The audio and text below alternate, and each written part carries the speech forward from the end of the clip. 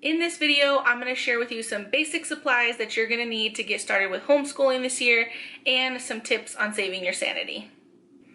So I just counted out all the supplies that, in my opinion, you would need to get started. I think it's just 5 basic things, and then I'm going to add in a couple later on. I don't think you need to get these immediately right off the bat, so that's why I'm going to save them for later. But these top 5 you're going to need right away to get started.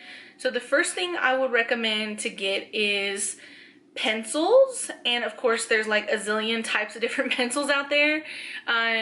The Ticonderoga pencils are the very best that I have ever found. I know everyone's like a huge fan of these pencils, unless your child bites them, which mine definitely does, or bites the eraser off, which mine definitely does.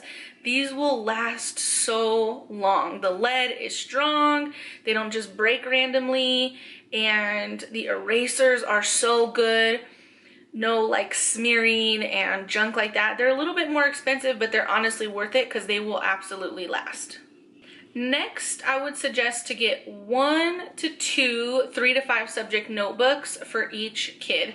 I like to get the 3 subject notebooks, and this year I only bought 1 because I just feel like even though most curriculums tell you you're gonna need a binder or a journal or something like that, you end up not using a lot of the paper. So I have found over the years that just a 3 subject notebook is honestly good enough to hold everything that they're gonna need. I would go with like a medium size to large whiteboard. I honestly use this in like conjunction with our planner, to-do list, chores, our schedule. I mean, just everything that you can write down that you need the kids to know and you don't want to have to keep reminding them. You can put it on the whiteboard. I'll show you a picture of ours. Hopefully I'm playing it here.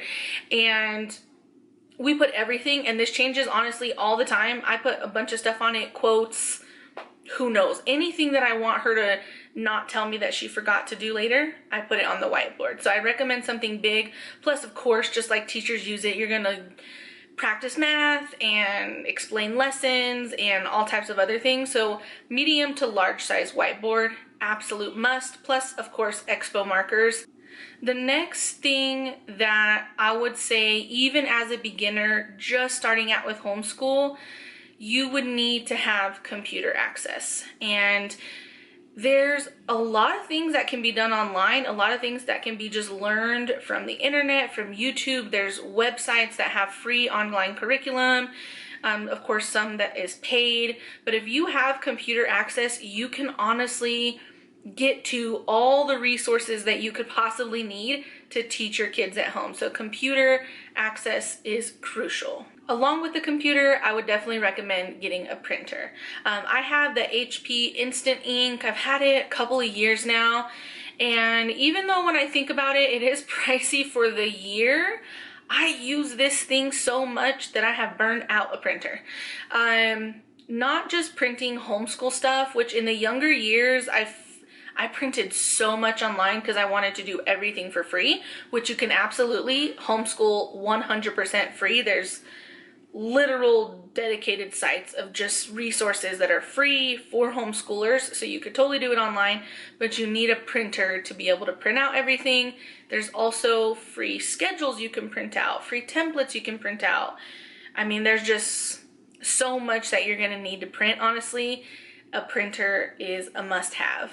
So I want to take a quick second just to talk about expectations and going into a new venture. Like, you're going into homeschooling and you're not really sure what it looks like, and you know, it's easy to go online and type in homeschool room and see these like beautiful, you know, classroom-like settings that people have with posters and world maps that are like framed in wood. That's like one of my favorites.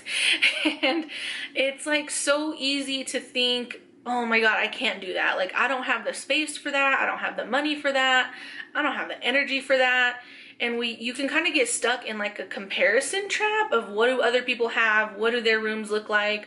What do they do with their homeschool? And all these beautiful supplies that people get. I mean, There's some really awesome things out there, but I don't need it. I don't need everything, and I am honestly positive you don't need it either. It is fun, don't get me wrong. I recommend like splurging here and there and getting stuff that's fun and educational, but really you don't need to compare your homeschool, especially when you're starting out. It's not a good idea to compare what you're able to do with other people who have been homeschooling. Like myself, I've been homeschooling 7+ years, and I am a minimalist now, but I used to have hundreds and hundreds of books and supplies, and it was just crazy, honestly crazy. And we don't use a fraction of that, and it was just sitting there for years and years and years in the cabinet, and I would pull something out here and there, but it's just really unnecessary. Now with everything going on, a lot of people are choosing to homeschool because they don't want to send their children to school for health concerns. And I wouldn't recommend going out, even spending, you know, $1,000 on supplies, even several $100s on supplies, when next year you may choose to send the kids back to public school, or you just haven't found your groove yet. You don't even know what the kids are gonna like, what they're not gonna like, what you like, what you would even feel comfortable putting up with, to be completely honest. So I would not recommend going out, buying a bunch of things, all the cutesy back to school supplies, if you're not 100% sure about homeschooling, but also if you haven't really found your style yet. You're honestly gonna discover pretty quickly that your kids don't use as many school supplies as your school is asking you to bring every year. I also want to say really quickly that you're going to need more than this. Like at some point, they're gonna run out of pencils, and maybe you want to get colorful pens, and that makes learning more fun for them, and maybe they like chalk and they want to do spelling words outside. I'm just specifically talking about, this is your very, very first time. You don't want to spend a lot of money, or you're not really sure how long you're going to do the homeschooling thing for. Definitely just keep everything to a minimum as far as supplies go. I want to add in the last couple of things that I would recommend. One would be some sort of planner for the parent who's going to be doing all the homeschooling. I personally use a day planner where it's just one day per sheet. That's way easier for me to look at and process on a daily basis. The next thing to go with the planner are friction pens. Those are the ones that you can like write. They have little markers and stuff, but you can erase them. A binder or two for each kid. A lot of curriculums call for a binder, and it's just easy to keep everything together. That way papers are not flying and they're not stuffed places and missing. Like, everybody's seen the bottom of a kid's backpack. Having a binder, especially while you're homeschooling, is going to keep those papers organized and easy for kids to manage. That's like my number one. The last thing I would recommend is to get a drawer set for each child. So we use the rolling cart drawers. They're just like really, really easy. She pulls them all around the house, to the living room, to the bedroom. I mean, she's all over the place with these things. I organize them by subject, and I switch it around constantly. I'm gonna do another video on a drawer tour, so hopefully that will be soon. Hopefully I can post it soon, and just to show like the setup and like what I keep in there, how I organize it. It's like a planner and a scheduler and the routine and the curriculum and their supplies all in one place. It's honestly probably my favorite homeschool supply. It has been the best thing ever.